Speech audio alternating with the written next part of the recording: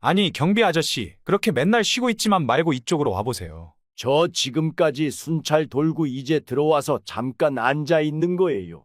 순찰은 무슨 순찰이요? 그럼 아파트 쉼터 쪽에 쓰레기 널려 있는 건 왜 못 봤어요? 가서 청소 좀 하세요, 제발. 알겠습니다. 한번 가볼게요. 안녕하세요. 저는 한 아파트에서 10년째 경비원으로 일하고 있는 70세 할아버지입니다. 이렇게 제 이야기를 꺼내려니 조금 부끄럽지만 제 인생에 잊을 수 없는 사건이 있어 누군가와 나누고 싶어 글을 씁니다. 사실 제가 경비원으로 일하기 전에는 꽤나 특별한 삶을 살았습니다. 저는 과거에 특수부대에서 오랫동안 복무하며 나라를 지킨 경험이 있습니다. 힘든 훈련과 위험한 작전을 수없이 수행하면서 저의 체력과 정신력은 단련될 대로 단련되었죠. 부대에서는 저를 철인이라 부를 만큼 강한 체력을 자랑했으며 팀원들에게도 항상 믿음직한 존재였습니다. 특수부대에서 은퇴한 후에도 제 몸은 여전히 건강했고 강인한 체력을 바탕으로 다양한 경호원과 보디가드 일을 했습니다. 해외의 중요한 인사들을 보호하거나 대규모 행사를 안전하게 지키는 등 바쁘게 지내며 보람찬 날들을 보냈습니다. 당시의 일은 육체적으로 힘들었지만 매 순간 활력을 느낄 수 있었고 제 인생에 또 다른 의미를 찾을 수 있었습니다. 그러나 시간이 흐르고 나이가 들면서 더 이상 위험한 일을 하기보다는 평범한 일상을 살고 싶다는 생각이 들었습니다. 수년간의 경호일로 넉넉한 은퇴 자금을 마련한 저는 일을 그만두고 조용히 지내기로 결심했습니다. 처음에는 집에서 소소한 취미 생활을 하며 여유를 즐겼지만 점점 무언가 부족하다는 느낌이 들기 시작했습니다. 매일 반복되는 고요한 하루는 활력을 빼앗아갔고 제 자신이 점점 나태해지는 것 같아 마음이 불편했습니다. 그러던 중 우연히 아파트 경비원 자리를 알게 되었고 사람들과 어울리며 활기를 되찾고 싶다는 생각에 지원하게 되었습니다. 경비원 일은 생각보다 단순하면서도 보람이 있었습니다. 주민들에게 인사를 건네고 아파트를 돌보는 일은 제게 새로운 활력을 불어넣어 주었습니다. 무엇보다 사람들과의 소통은 저를 다시 살아있게 만드는 원동력이 되었죠. 그래서 지금까지도 저는 경비원 일을 즐기며 이어가고 있습니다. 하지만 모든 주민이 다 저를 좋게 대해주는 것은 아니었습니다.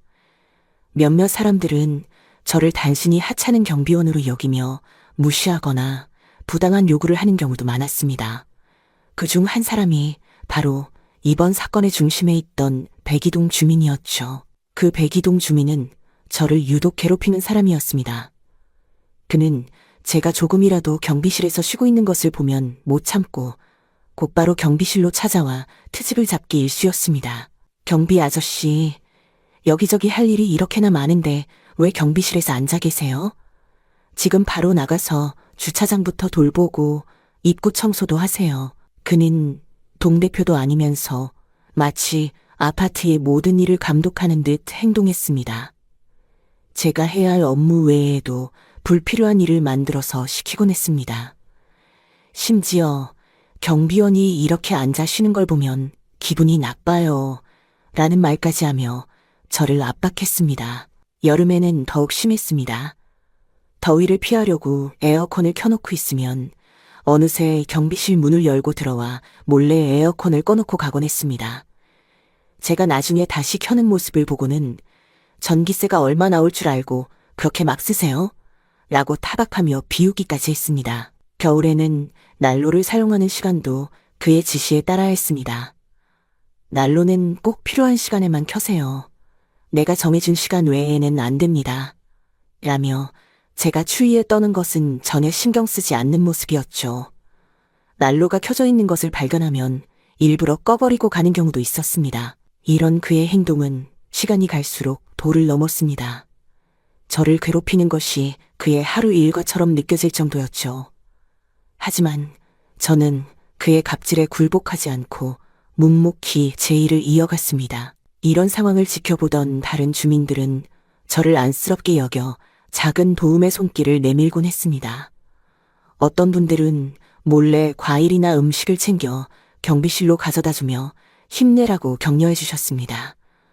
아저씨, 힘드실 텐데 이거 드시고 조금 쉬세요. 라며 따뜻한 말 한마디를 건네주시는 분들 덕분에 저는 버틸 수 있는 힘을 얻었습니다. 하지만 그분들조차 백이동 주민의 성격이 얼마나 고약한지 잘 알고 있었기 때문에 쉽게 나서지 못했습니다. 저 사람이 워낙 성격이 안 좋아서 괜히 잘못 걸리면 더 피곤해져요. 라며 속상한 듯 속삭이는 주민들도 있었습니다. 그들은 저를 걱정하면서도 백이동 주민과 얽히고 싶어 하지 않는 모습이 역력했습니다. 그 백이동 주민은 혼자가 아니었습니다. 저를 가장 힘들게 했던 사람은 바로 그 집의 가장인 남자였지만 그의 가족들도 저를 불편하게 만들기는 마찬가지였습니다. 그의 아내 또한 남편과 비슷한 태도를 보이며 저를 대했습니다. 종종 우리 집 현관 앞 청소는 왜 이렇게 늦게 하세요? 라며 제 업무와 상관없는 일들로 시비를 걸곤 했습니다. 그녀 역시 남편과 함께 저를 하인처럼 부리려는 모습이 역력했죠. 그들의 딸은 아직 초등학생이었지만 부모의 영향을 받았는지 제게 반갑게 인사하는 법이 없었습니다. 오히려 경비실 앞을 지나가며 장난스럽게 비아냥거리거나 제가 인사하면 못 들은 척 무시하는 행동을 하기도 했습니다. 처음에는 어린 마음에 그럴 수 있다고 생각했지만 시간이 지날수록 그 가족 전체가 저를 무시하고 괴롭히는데 익숙해져 있다는 느낌을 지울 수 없었습니다. 그러던 어느 날 예상치 못한 큰 사건이 아파트를 뒤흔들었습니다. 한밤중에 갑작스러운 경보음이 울리며 아파트 전체가 소란에 휩싸였습니다. 놀라서 밖으로 나가보니 백이동 건물의 5층에서 시작된 화재가 순식간에 번지고 있었습니다. 불길은 점점 위층으로 치솟고 있었고 주민들은 비상계단을 통해 대피하기 시작했습니다. 저는 곧바로 관리사무소로 달려가 화재 상황을 보고하고 소방서에 연락을 취했습니다. 주민들을 안전한 곳으로 대피시키며 소방대가 도착하기 전까지 할 수 있는 모든 일을 해야 했습니다. 비상계단으로 내려오는 주민들을 도우며 일부 노약자들을 부축해 빠르게 대피시켰습니다. 그러나 상황은 점점 더 심각해졌습니다. 백이동 가족이 사는 6층은 이미 연기로 가득 차 있었고 불길이 5층에서 위로 번져가면서 비상계단으로 내려오는 것이 불가능해졌습니다. 그들은 베란다로 나와 연기를 피해 몸을 숨기고 있었지만 그마저도 쉽지 않았습니다. 6층 베란다에서 백이동 남자가 다급하게 소리쳤습니다. 여기 사람 있어요. 제발 우리를 좀 구해주세요. 딸이 여기 있다고요? 그의 아내는 딸을 꼭 안고 울부짖고 있었고 딸은 공포에 질린 채 말을 잇지 못했습니다. 연기는 점점 더 짙어졌고 불길은 이미 5층 창문을 넘어 그들의 베란다 가까이로 다가오고 있었습니다. 소방대원들이 도착했지만 건물 내부로 진입하기엔 화재가 너무 빠르게 번지고 있어 진압부터 해야 하는 상황이었습니다.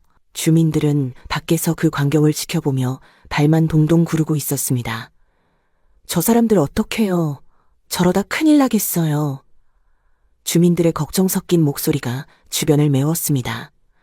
저는 그 모습을 보며 결심했습니다. 더 이상 지체할 수 없다는 생각이 들었습니다.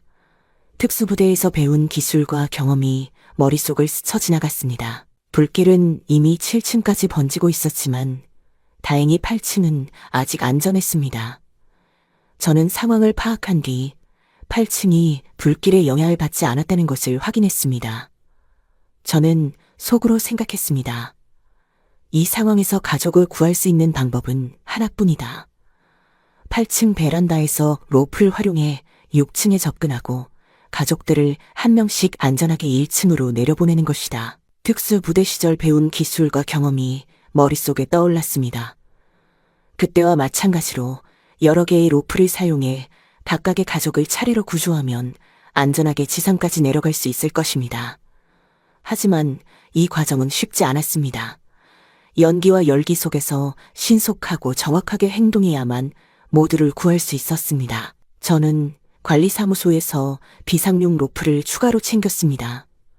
그러나 제가 준비를 마치고 8층으로 올라가려던 순간 소방대원이 제 앞을 막아서며 말했습니다. 지금 5층부터 전부 화재와 연기로 가득 차 있어서 6층 이상으로 접근하기가 위험합니다.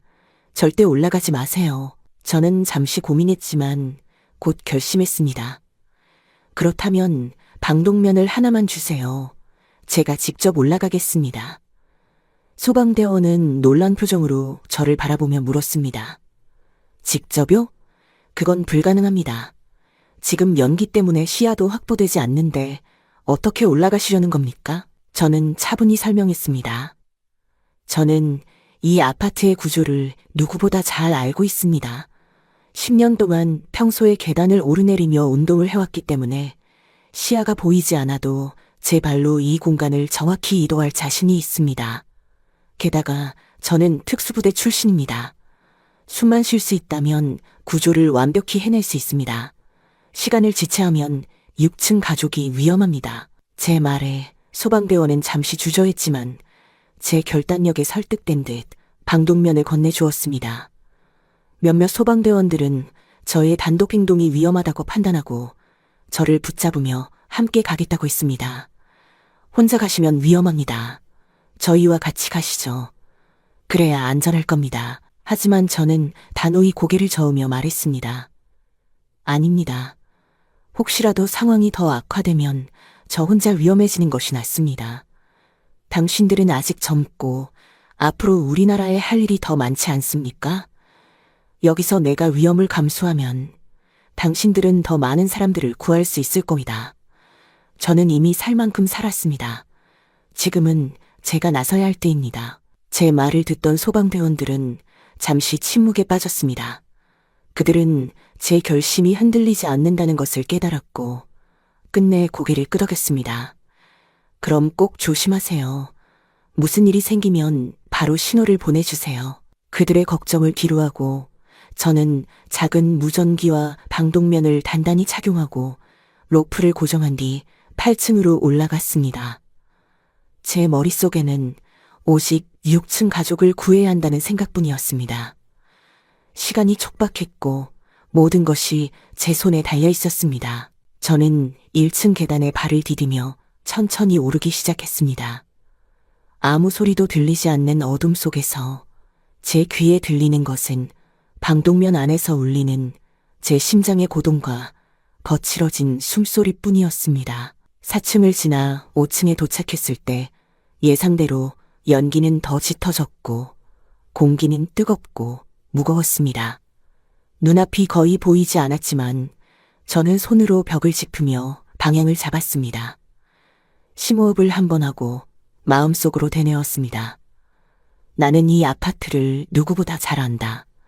두려워하지 말고 침착하게 연기로 꽉 찬 5층을 지나기 위해 다시 방독면을 고쳐 쓰고 몸의 긴장을 풀며 천천히 다음 계단을 향해 발을 내디뎠습니다. 7층에 가까워질수록 숨쉬기가 더욱 어려워졌습니다. 방독면을 쓰고 있음에도 불구하고 연기가 조금씩 스며들어오는 것을 느꼈습니다.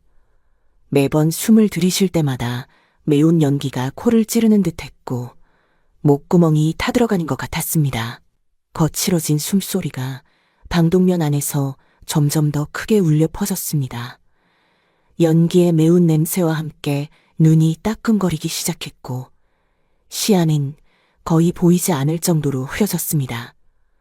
몸은 이미 땀으로 흠뻑 젖었고 점점 더 호흡이 벅차오르는 것을 느꼈습니다.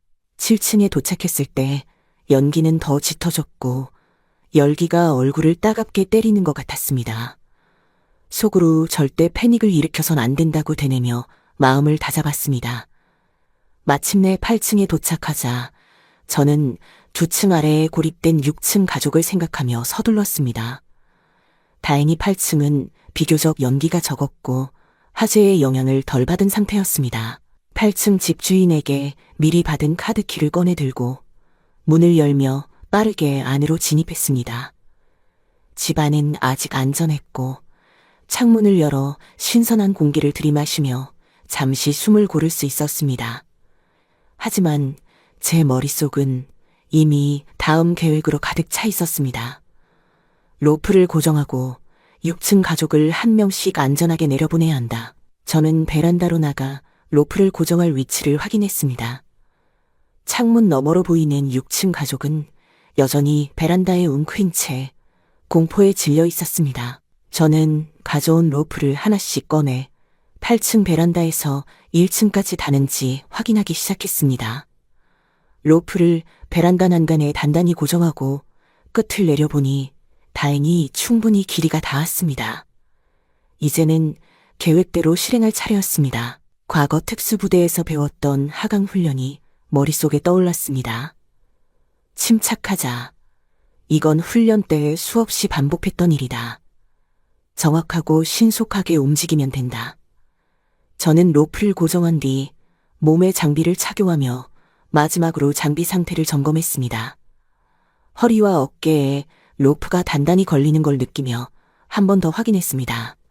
실수는 허용되지 않는 상황이었습니다. 베란다 난간 밖으로 몸을 내미는 순간 아래로 펼쳐진 연기와 불길이 제 시야를 메웠습니다. 방독면 너머로 들려오는 제 거친 숨소리가 더욱 크게 느껴졌습니다. 여기서 멈출 수 없다. 반드시 구해야 한다.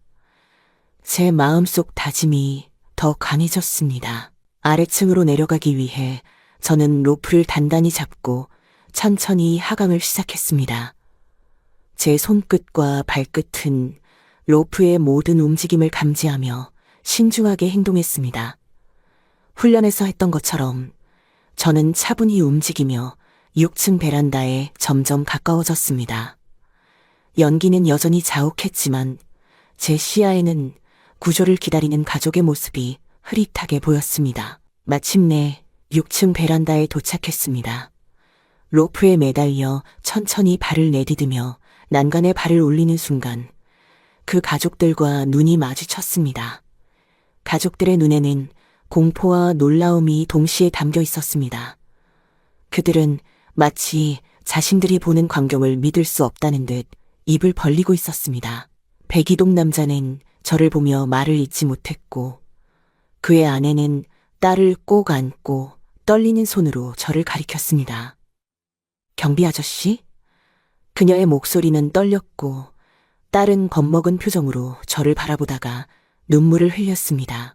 저는 방독면을 쓰고 있었지만 침착하게 손을 들어 그들을 안심시키려 했습니다. 괜찮습니다. 제가 도와드리러 왔습니다.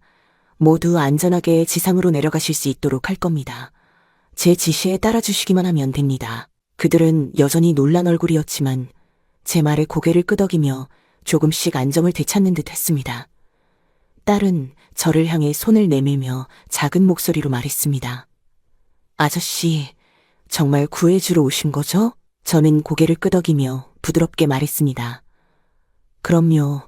여긴 제가 책임질 테니 걱정하지 마세요. 저는 그 순간 가족들을 안전하게 지상으로 데려가야 한다는 책임감이 더 강하게 느껴졌습니다. 곧 로프를 다시 점검하며 첫 번째로 내려갈 사람을 준비시키기 시작했습니다. 저는 먼저 딸을 구조하기로 결정했습니다. 아직 어린아이였기에 연기로 가득한 공간에서 가장 위험한 상황에 놓여 있었습니다. 제 말만 믿고 따라오세요. 저는 부드럽게 말하며 그녀를 안심시켰습니다. 딸의 몸에 로프를 단단히 고정시키고 여러 차례 매듭과 장비 상태를 확인했습니다. 조금 무서울 수 있지만 제가 천천히 내려줄 겁니다. 아래에서는 소방대원들이 기다리고 있으니 안전하게 도착할 수 있습니다. 딸은 겁먹은 표정으로 저를 바라보았지만 제 진지한 태도에 고개를 끄덕이며 용기를 내는 모습이었습니다. 저는 로프를 잡고 천천히 풀어가며 딸을 1층으로 내려보내기 시작했습니다. 로프가 매끄럽게 움직이도록 손끝의 감각에 집중하며 혹시라도 문제가 생기지 않도록 신경을 곤두세웠습니다. 베란다에 서서 아래를 바라보니 딸은 점점 지상에 가까워지고 있었습니다. 연기와 열기 속에서도 제 손은 흔들림 없이 로프를 조율했습니다. 마침내 딸이 1층에 도착하자 대기하고 있던 소방대원들이 안전하게 받아냈습니다. 아래에서 소방대원이 제게 손짓하며 큰 소리로 외쳤습니다. 아이 무사합니다. 안전하게 구조됐습니다. 그 순간 저는 안도의 한숨을 내쉬며 아직 남아있는 가족들을 구할 준비를 하기 위해 다시 로프를 정비했습니다. 딸을 지켜보던 부모의 얼굴에는 조금이나마 안도감이 비쳤지만 아직 긴장감이 가득했습니다. 다음은 아내분을 내려보내겠습니다. 준비해주세요. 저는 다음으로 그 남성의 아내 몸에 로프를 고정하며 준비를 마쳤습니다. 여러 번 매듭을 점검하고 안전 상태를 확인한 뒤 천천히 로프를 풀며 그녀를 1층으로 내려보내기 시작했습니다. 하지만 연기를 오래 마신 탓인지 나이가 들어서인지 점점 손에 힘이 빠져나가는 것을 느꼈습니다. 손바닥에서 느껴지는 로프의 미세한 떨림이 통제하기 어렵게 느껴졌습니다. 순간 옆에 서 있던 백이동 남자를 바라보며 말했습니다.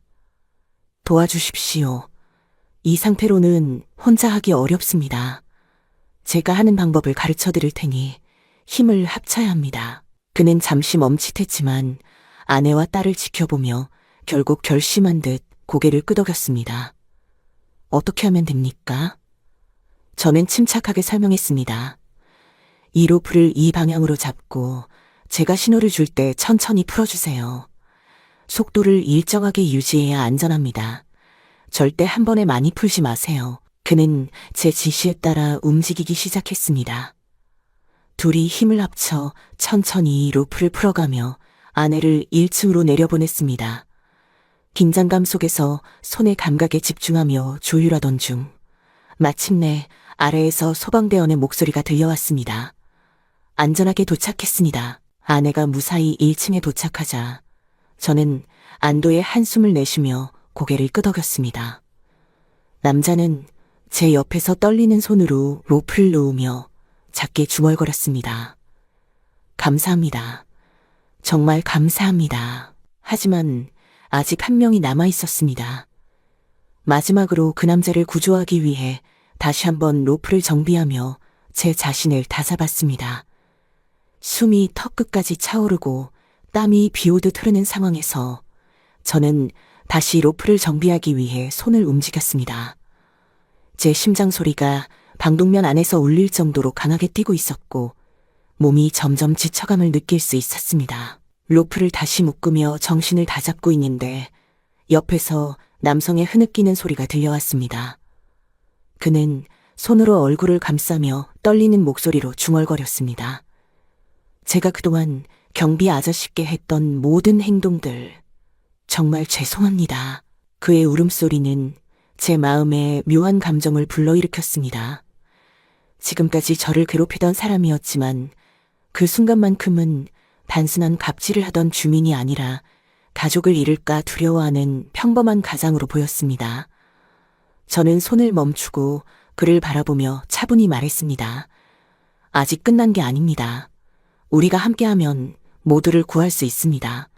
당신도 힘을 내야 합니다. 그는 고개를 끄덕이며 눈물을 닦고 다시 제 옆으로 다가왔습니다. 저는 그의 어깨를 가볍게 두드리며 다시 로프 작업에 집중했습니다. 이번에는 마지막으로 그를 내려보낼 준비를 하며 모든 힘을 다해 마음을 다잡았습니다.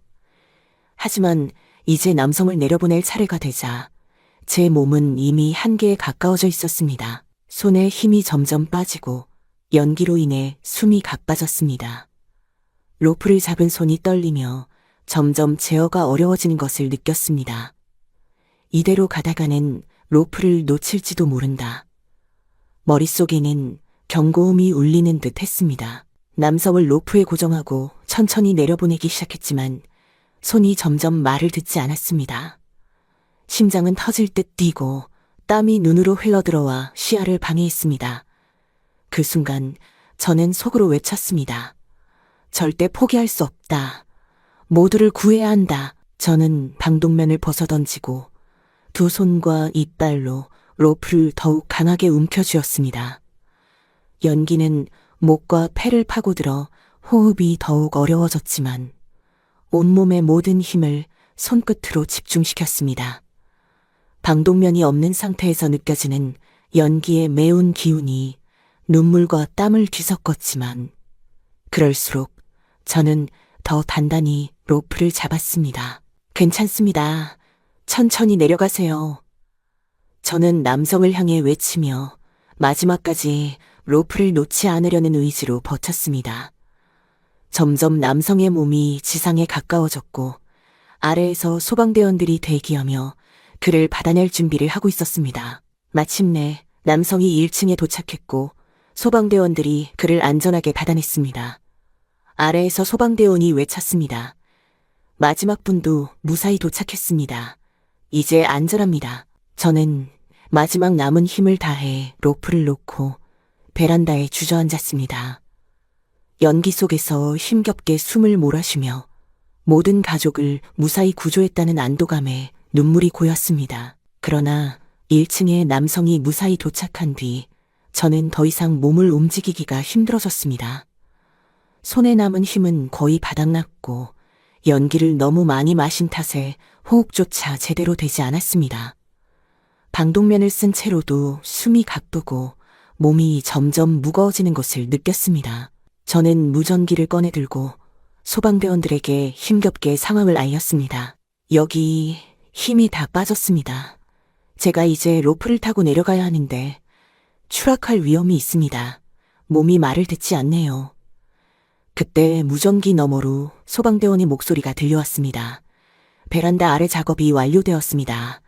주변 나무들을 모두 제거하고 에어매트를 깔아두었습니다. 천천히 내려오셔도 됩니다. 걱정하지 마세요. 저는 그 말을 듣고 안도의 한숨을 내쉬며 다시 한번 로프를 점검했습니다. 온몸이 지쳐 있었지만 소방대원의 말은 제게 새로운 용기를 주었습니다. 좋습니다.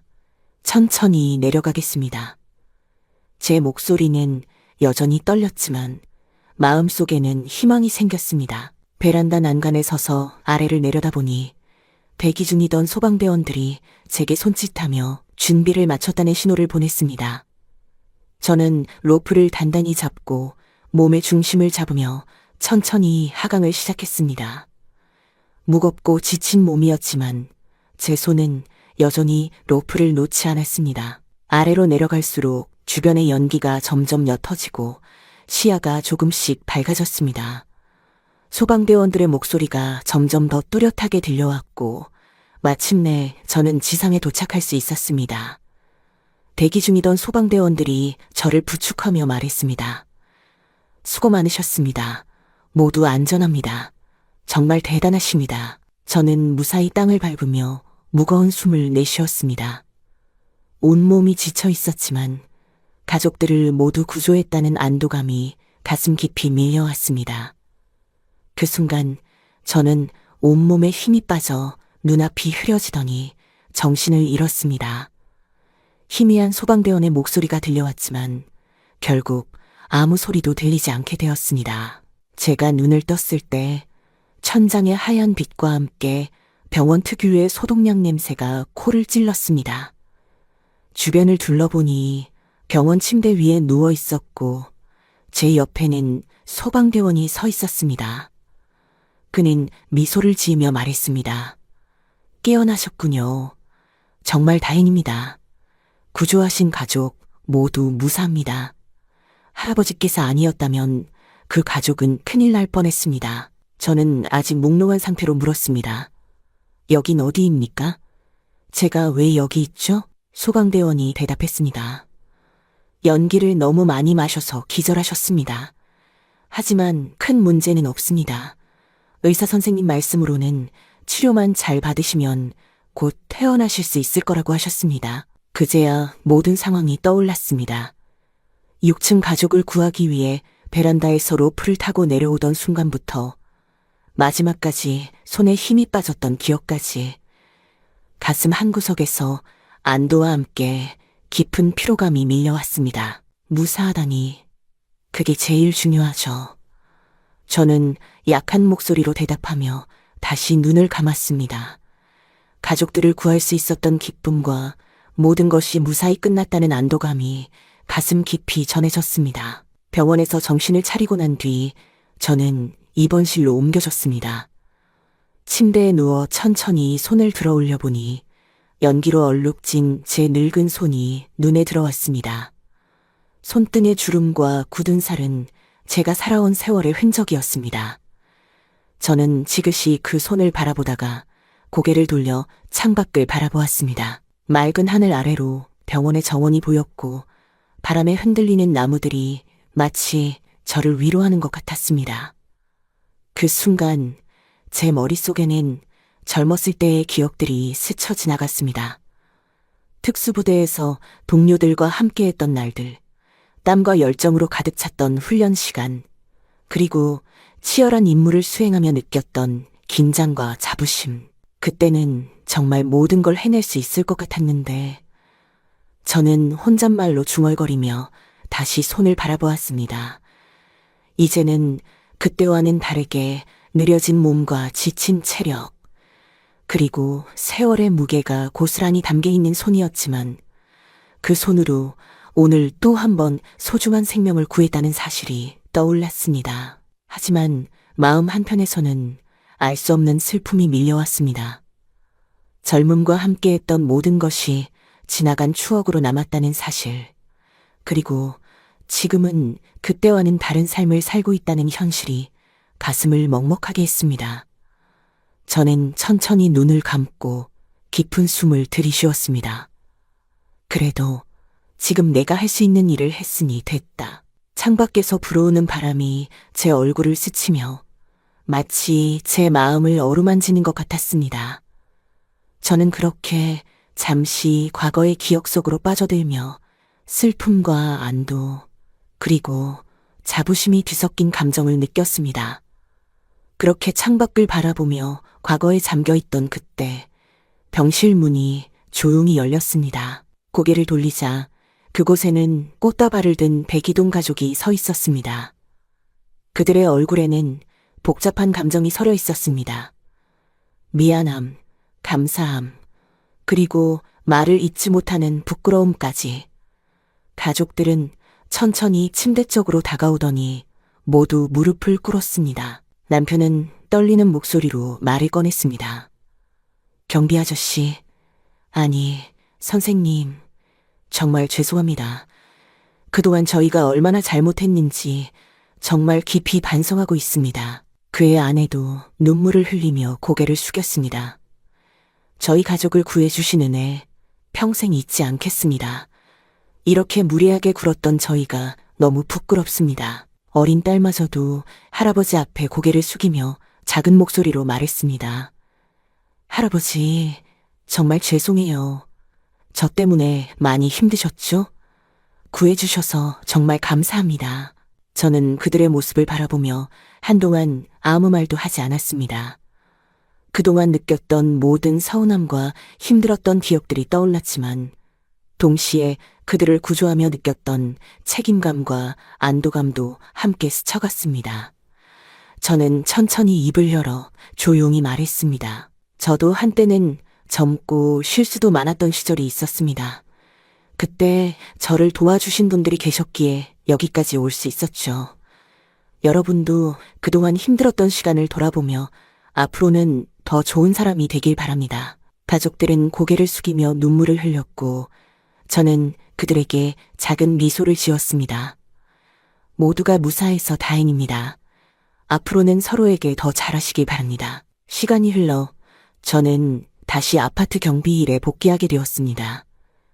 병원에서 퇴원한 뒤 오랜만에 아파트로 돌아가는 길은 마치 새로운 시작처럼 느껴졌습니다.